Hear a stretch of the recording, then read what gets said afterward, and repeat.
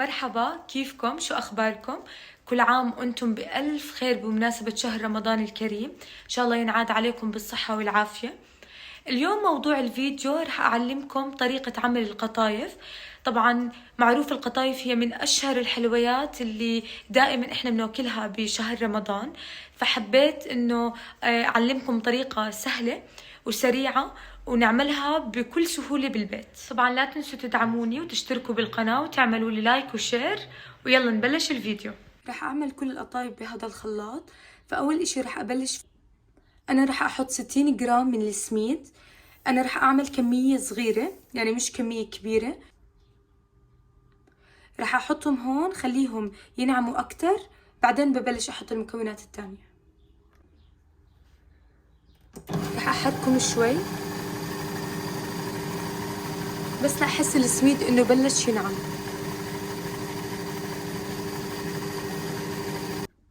هلا بعد ما تأكدت إنه السميد صار ناعم رح أبلش أحط الطحين، يعني المكونات اللي بتكون ناشفة. رح أحط 188 جرام من الطحين، وهاي الباقي من الطحين. رح أحط ربع معلقة من الخميرة.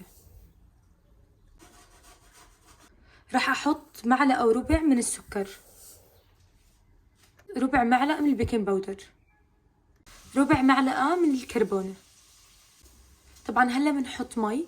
المي مقدارها لهاي الكمية كوبين إلا ربع. طبعا إحنا لازم نبلش نحط شوي شوي وبنخلط حتى نشوف كيف صار القوام. لما يصير سائل القوام فهيك النتيجة المطلوبة. رح أحط أول إشي أول كوب.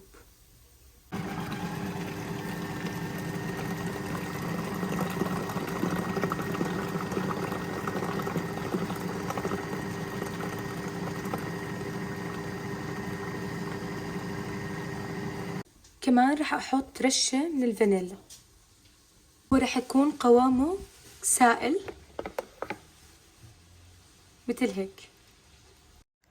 لما أعمل القطايف أنا بستخدم مثل هاي معيار، أي حجم أنتو بدكم إياه بحط فيه الخليط. رح أبلش أحط بعد ما تأكدت إنها سخنت. رح أبلش أحط هيك حجمها رح يكون تمام. بستنى بس يطلع بابلز عليها من فوق، هيك بكون جهزت. أنا بحطه دائما على إشي زي بشكير أو إشي نظيف، ودائما يعني من المقلاية على البشكير. شوفوا قد ايه من هون لونه حلو، من ورا كتير حلو. أنا رح أستخدم هاي الجبنة اللي جبتها، هي مخصوص للقطايف. أنا بعمل هيك الجبنة مثل هيك عشان هلا أحطها بالقطايف.